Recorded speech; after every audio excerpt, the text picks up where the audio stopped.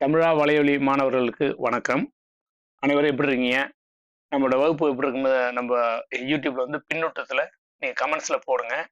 போட்டீங்கன்னா நம்ம இன்னும் எந்த அளவுக்கு வந்து இம்ப்ரூவ் பண்ணலாம், அதை இன்னும் ஒரு அடுத்த படிக்கு கொண்டு வரலாம் படிநிலைக்கு அப்படிங்கிறத எங்களுக்கு தெரியும். அப்போ வந்து உங்களுக்கு வந்து இன்னும் ஒவ்வொரு வகுப்பு வந்து சிலது புரியல, இல்லை இது வந்து நல்லா இருக்கு அப்படின்னு கொடுத்தீங்கன்னா உங்களுடைய பின்னூட்டத்தை பொறுத்து தான் நான் வந்து திரும்ப எந்த அளவுக்கு நான் இன்னும் டீப்பா நடத்தணும், இல்லை வந்து அப்படியே மேம்போக்கா நடத்தணும் அப்படிங்கிறது தெரியும். ஏன்னா நம்மளுடைய மாணவர்கள் வந்து கிட்டத்தட்ட ஒரு 10வது மாணவர்ல இருந்து கல்லூரி படித்தவர்கள், அப்புறம் வேலை செய்யறவங்க எல்லாத்துக்குமே இந்த வகுப்பு உண்டு இல்லைங்களா? இப்போ வந்து நம்ம சென்ற வகுப்புல என்ன பார்த்தோம்னா, நம்ம வேர்ப்ஸை பத்தி பார்த்தோம். பல்வேறு வேர்ப்ஸ் இருக்கு. அதுல என்னென்ன வகை இருக்கு, அதை எப்படி எப்படிலாம் பயன்படுத்துறோம் அப்படிங்கிறத பார்த்தோம். இன்னைக்கு நம்ம பார்க்க போறது வந்து அடுத்தது அந்த வேர்ப்ஸ்லே டென்சஸ் அப்படிங்கிறது ஒன்று இருக்கு. இந்த டென்சஸ்னா உடனே வந்து டென்ஷன் ஆயிடாதீங்க. இது என்னதான் வேர்ப்ஸ் நமக்கு தெரிஞ்சாலும், ஏற்கனவே சொன்ன நம்ம வந்து ஒவ்வொரு துறைக்கும் வந்து நீங்க ஒரு 500 வேர்ப்ஸ் உங்களுக்கு தெரியணும். வினைச்சொற்கள் தெரியணும் இல்லைங்களா? அது எல்லாமே நம்ம பொதுவா பயன்படுத்துற ஒரு 500 வினைச்சொற்கள் இருந்ததுன்னா, உங்களுக்கு எளிதா வந்து ஆங்கிலத்தை நீங்க பயன்படுத்தலாம். சரிங்களா? இப்ப அந்த வேர்ப்ஸ் எல்லாம் வந்து நம்ம முக்காலத்துக்கும் பொருத்தி பார்க்கணும். அந்த முக்காலத்துக்கு பொருத்தி பார்க்கறது தான் இந்த வகுப்புல நம்ம பார்க்க போறோம். அது வந்து வேர்ப்ஸ் டென்சஸ் அப்படின்னு. என்னென்ன டென்சஸ்னா என்ன?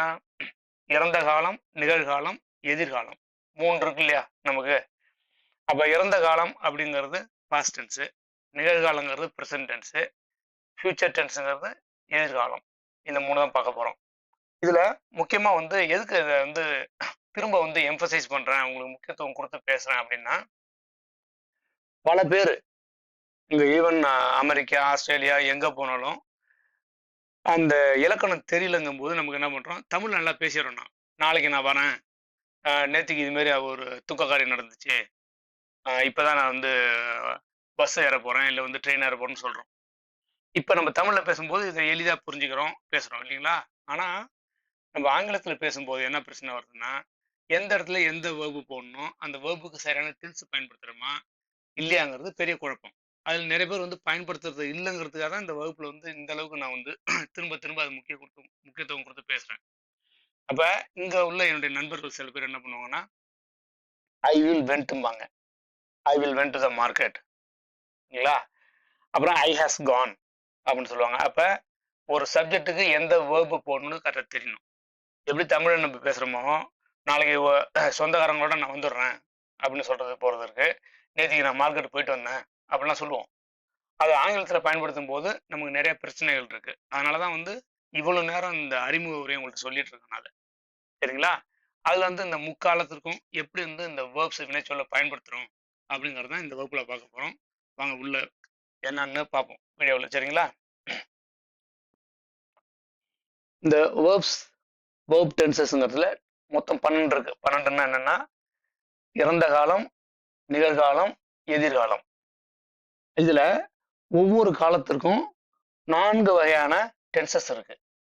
அது என்னென்ன டென்சஸ்ங்கிறத இப்ப விளக்கமா சொல்ல போறேன். நம்ம இறந்த காலத்தை கடைசியா பேசும், நிகழ்காலத்தை முதல்ல பேசும்.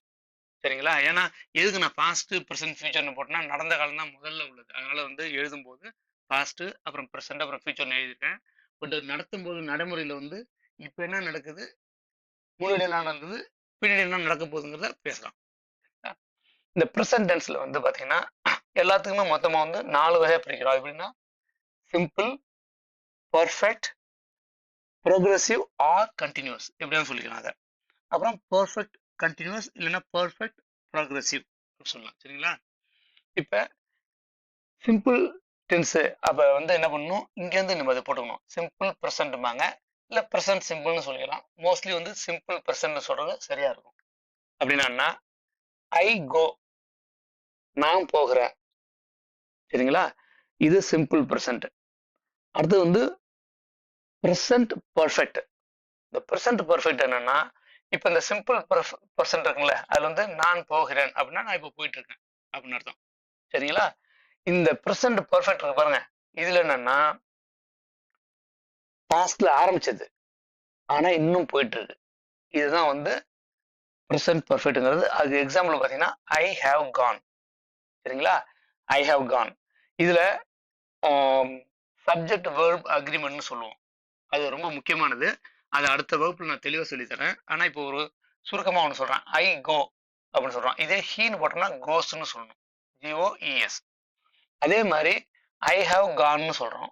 இதே தே போட்டோம்னா தேவுக்கு ஹேவ் தான். ஆனா ஹீ ஷீ இட்டு போட்டோம்னு வச்சுங்களேன், ஹீ ஹேஸ் கான். அங்க HAS வந்துடும், ஹேஸ்ன்னு வந்துடும். சரிங்களா? அப்போ ப்ரெசன்ட் பர்ஃபெக்ட் முடிச்சாச்சு. இப்போ அடுத்தது வந்து present progressive or present continuous. இந்த ப்ரெசன்ட் ப்ரோக்ரஸிவ் ஆர் ப்ரெசன்ட் கண்டினியூஸ்னா இப்போ நடந்துட்டு இருக்கிறது. இப்போ நான் சாப்பிட்ருக்கேன்னு வச்சுங்களேன், ஐ எம் ஈட்டிங் அப்படின்னு சொல்றது.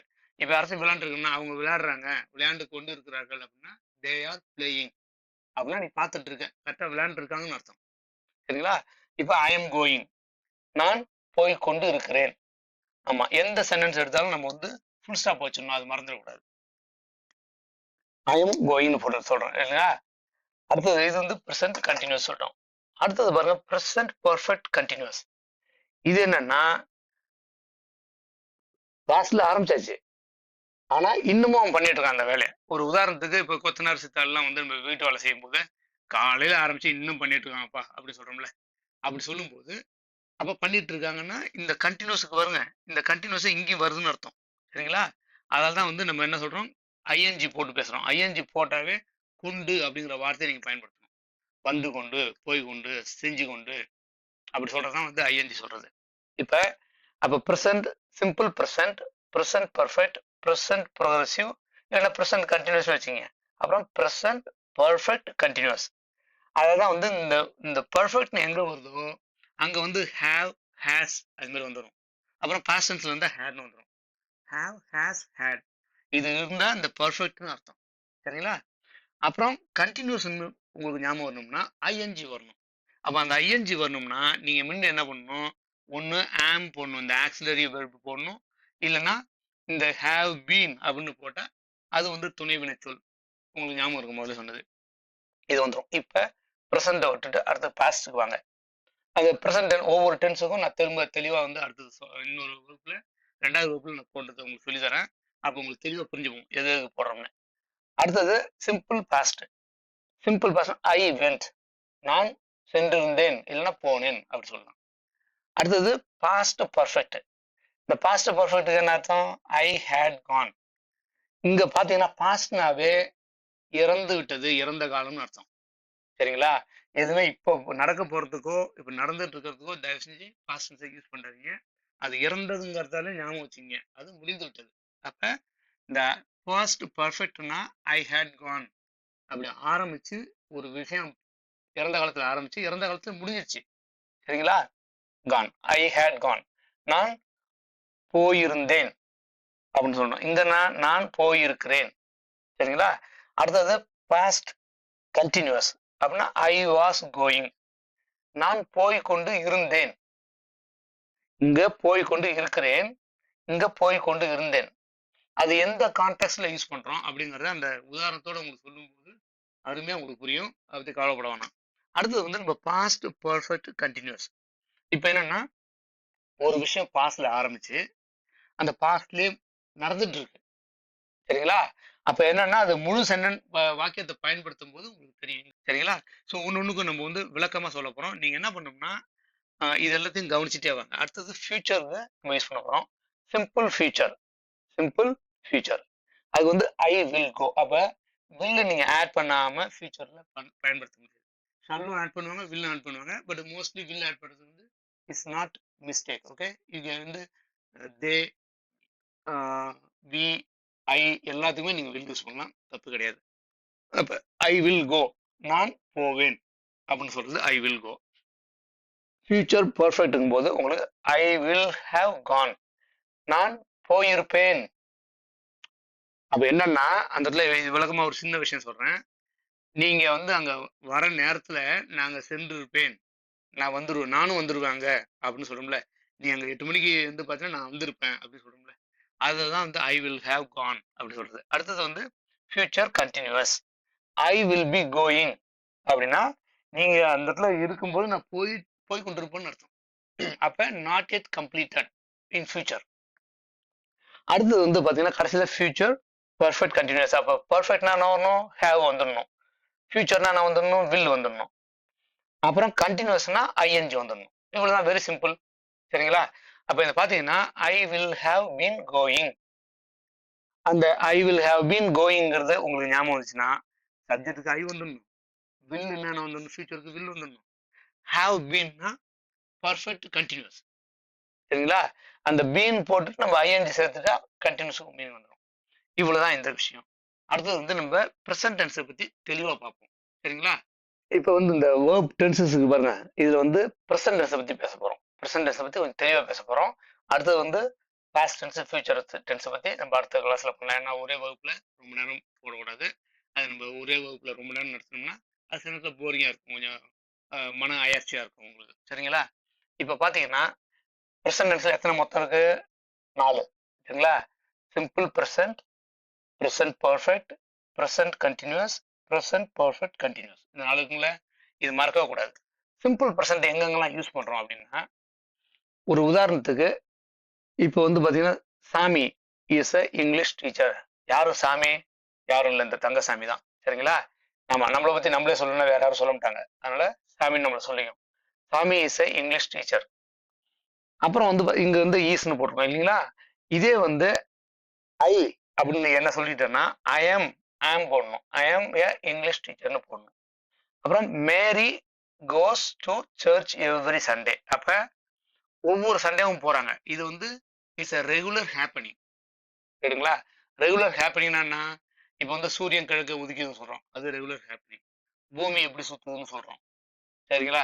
இந்த இதே மாதிரி வந்து உலக நிகழ்வுகள் அப்புறம் ரெகுலரா நடக்கிறது, இதுக்கெல்லாமே வந்து நம்ம இந்த சிம்பிள் ப்ரெசன்ட் யூஸ் பண்ணி ஆகணும். நீங்க என்ன கட்டுரை எழுதினாலும் என்ன எழுதினாலும் இந்த சிம்பிள் ப்ரெசன்ட் வந்து யூஸ் பண்ணாதான் அந்த நடைமுறை வாக்கியங்களை நீங்க பயன்படுத்தணும் போது அந்த கட்டுரையில சிம்பிள் ப்ரெசன்ட் தான் பயன்படுத்தி ஆகணும். பாஸ்ட் டென்ஸ்ல போடக்கூடாது. சரிங்களா? 10 வருஷத்துக்கு முன்னாடி சூரியன் கிழக்கு உதிச்சுது, நாங்க பிறக்கும் போது சூரியன் கிழக்கு உதிச்சு மேற்கு உதிச்சுன்னு சொல்ல முடியாது. ஏன்னா அது எப்பவுமே சூரியன் கிழக்கு உதிக்கிறது நமக்கு வந்து நியதி, உலக நியதி. அதனால Mary goes to church every Sunday. ஒவ்வொரு ஞாயிற்றுக்கிழமையும் மேரி வந்து சர்ச்சுக்கு போறாங்க. சரிங்களா? சாமி இஸ் அ இங்கிலீஷ் டீச்சர். அது வந்து என்னன்னா சிம்பிள் ப்ரெசன்ட் ஹேப்பனிங், என்ன நடந்துட்டு இருக்குன்னு சொல்றாங்க. இது வந்து ரெகுலரா நடக்கிற நிகழ்வு. சரிங்களா? இது ரெண்டுக்குமே வந்து சிம்பிள் ப்ரெசன்ட் முடிச்சாச்சு. அடுத்தது coming to present perfect tense. இந்த ப்ரெசன்ட் பர்ஃபெக்ட்ல பாத்தீங்கன்னா ராகுல் ராகுல் has been a law student for last 2 years. அப்ப கடந்த 2 வருடங்களா ராகுல் வந்து சட்ட மாணவரா இருக்காரு அப்படின்னு சொல்றோம். அப்ப என்ன அர்த்தம்? 2 வருஷம் முன்னாடி ஆரம்பிச்சிட்டாரு. சொன்னீங்களே, சொன்னான்ல ப்ரெசன்ட் பர்ஃபெக்ட் எங்க யூஸ் பண்ணணும்? பாஸ்ட்ல ஆரம்பிச்சு ப்ரெசன்ட்ல நடந்துட்டு இருக்கணும். அப்ப ராகுல் has been a law student for last 2 years. கடந்த 2 வருடங்களா ராகுல் வந்து சட்டக்கல்லூரியில் படிச்சிட்டு இருக்காரு, இல்ல சட்ட மாணவராக இருக்காருன்னு அர்த்தம்.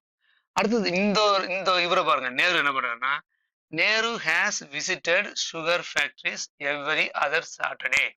இப்ப இந்த நிகழ்வுக்கு பாருங்க, இது ரெகுலரா நடக்கிற நிகழ்வு. ஆனா இது வந்து ஹேப்பனிங். சரிங்களா? இது ரெகுலரா நடக்கிற நிகழ்வுனா எப்படி வந்து சர்ச்சுக்கு போனாங்களோ ஒவ்வொரு சண்டேவும், அதே மாதிரி இவருக்கு என்னன்னா சுகர் ஃபேக்டரி வந்து ஒவ்வொரு எவ்ரி அதர் சாட்டர்டே. அப்ப 2 வாரத்துக்கு ஒரு சனிக்கிழமை வந்து அவர் வந்து சுகர் ஃபேக்டரியை விசிட் பண்ண பார்வையிட போறாரு. சரிங்களா? அப்ப இங்க வந்து பார்வையிட செல்கிறார் அப்படின்னு சொல்லணும். அப்ப ஹேஸ் விசிட்டட்னா பார்வையிட செல்கிறார் அப்படிங்கிறது தான் நம்ம ஹேஸ் விசிட்டட்னு சொல்றோம். இதுக்கு வந்து என்னன்னா ப்ரெசன்ட் பர்ஃபெக்ட்ல போடுறோம். பாஸ்ட்ல ஆரம்பிச்சு ஸ்டில் ப்ரெசன்ட்ல ஹேப்பனிங் அட் ரெகுலர் இன்டர்வல்ஸ். இது முடிஞ்சா அடுத்தது 3வது ப்ரெசன்ட் கண்டினியூஸ். நல்ல ஞாபகம் வச்சு, கண்டினியூஸ்னா இப்ப நீங்க நடந்துட்டு இருக்கணும் அந்த விஷயம். நீங்க பார்க்கும்போது அந்த விஷயம் நடந்தா அது கண்டினியூஸா பயன்படுத்தணும் நீங்க. சரிங்களா? இப்போ இந்த அதர் சாட்டர்டேன்னு சொன்னேன், நீங்க வந்து தேர்ஸ்டே கூட அதை பத்தி பேசிட்டு இருக்கலாம்.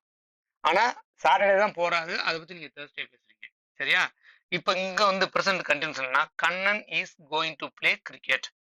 கண்ணன் வந்து கிரிக்கெட் மட்டைப்பந்து இருக்குல்ல, அதை விளையாட போய் கொண்டிருக்கிறார், இல்ல போய் கொண்டிருக்கிறான் அப்படின்னு சொல்லிக்கலாம். சரிங்களா?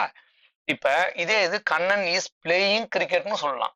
கண்ணன் விளையாண்டுட்டு பேட் வச்சு விளையாண்டு இருந்தான்னா அந்த நேரத்துல கண்ணன் இஸ் பிளேயிங் சொல்லணும். இதே சைக்கிள்லயோ இல்ல பைக்லயோ வந்து கண்ணன் வந்து கிரிக்கெட் கிரவுண்டுக்கு போயிட்டு இருக்கான்னா ஹி இஸ் கோயிங் டு, வந்து Kannan is going to play cricket. இப்ப இந்த இடத்துல பார்த்தீங்கன்னா, ஒரு இது உதாரணத்துக்கு சாமி, ஈஸ்ன்னு போட்டோம் இல்லைங்களா? இதே தே ஆர் ஆர்மி சோல்ஜர்ஸ். அப்ப தேன்னா ஆர்ன்னு போடணும். ஐன்னா ஐ ஆம் அப்படின்னு சொல்லிட்டேன் இல்லைங்களா? என் இங்கிலீஷ் டீச்சர்ன்னு. மேரி கோஸ். இதே தே கோ டு சர்ச். இதான் வந்து சப்ஜெக்ட் வெர்ப் அக்ரிமெண்ட். உங்களுக்கு இப்பயே கொஞ்சம் புரிஞ்சுக்கிட்டோம். அதுக்காக சொல்றேன். ராகுல் ஹேஸ் பீன் சொல்லிட்டோம். இதே ராகுலுக்கு பதிலா ஐன்னு சொன்னா ஹேவ்ன்னு சொல்லணும். சரிங்களா? ஆமா, நேருக்கும் வந்து தேர்ட் பர்சன் சிங்குலர் எடுத்துட்டு 2க்கும் ஹேஸ்ன்னு போட்டிருக்கேன். அடுத்து கண்ணன் வந்து தேர்ட் பர்சன் சிங்குலர், அதனால ஈஸ் போட்டிருக்கேன். இதே கண்ணனுக்கு பதிலா நானா இருந்தேன்னா ஐ ஆம் அப்படின்னு சொல்லணும். I am going to play cricket. I am going to play கிரிக்கெட்னு சொல்லணும். இல்லைன்னா they are going to play cricket. தேனா ஆர்னு போட்டுக்கணும். அடுத்தது the neighbours have been moving furniture all afternoon. இந்த மரச்சாமான்லாம் இருக்குல்ல, இந்த பக்கத்து வீட்டுக்காரங்க என்ன பண்றாங்கன்னா, இந்த மரச்சாமான்களை பாதி நேரம் அப்படின்னா இந்த இது மதியத்துக்கு பிறகு ஆஃப்டர்நூன் இல்லைங்களா, பின்பகல் அப்படி சொல்லிக்கலாம், பிற்பகல்னு. அதுல வந்து ஹேவ் பீன் மூவிங் ஃபர்னிச்சர்னா ஆரம்பத்துல ஆரம்பிச்சு பாஸ்ட்ல ஆரம்பிச்சு ப்ரெசென்ட்ல நடந்துட்டு இருக்கு. அது தற்போது நடந்துட்டு இருக்கு. நீங்க பார்க்கும்போது நடந்துட்டு இருக்கு. என்ன அவன் பண்ணிட்டே இருக்கான் அப்படின்னு சொல்லுவோம்ல நம்ம. அவன் காலைல அந்த திரும்ப இந்த வீடு கட்டுறது தான் வராது, உங்களுக்கு ஈஸியா இருக்கும். இல்ல வயல்வெளியில் வந்து நாத்தம் இருக்குல்ல, அது பத்தி காலைல 9 மணிக்கு ஆரம்பிச்சாங்கன்னா 2-3 மணிக்கும் போயிட்டு இருக்கு. காலைல ஆரம்பிச்சப்ப என்ன வேலை போயிட்டு இருக்குன்னு சொல்லுவோம். அப்ப இது மாதிரி நம்ம வழக்கு சொல்ல பயன்படுத்தும் போது தான் எங்க எதை பயன்படுத்தணும்னு உங்களுக்கு தெளிவா தெரியும்.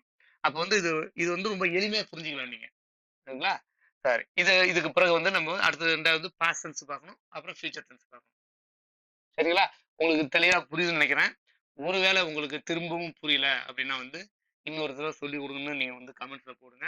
தாராளமா ஒரு தனியா வகுப்பு எடுத்துடலாம். ஒன்றும் பிரச்சனை இல்லை. சரிங்களா? நன்றி. நம்ம அடுத்தது மூவ் பண்ணலாம்.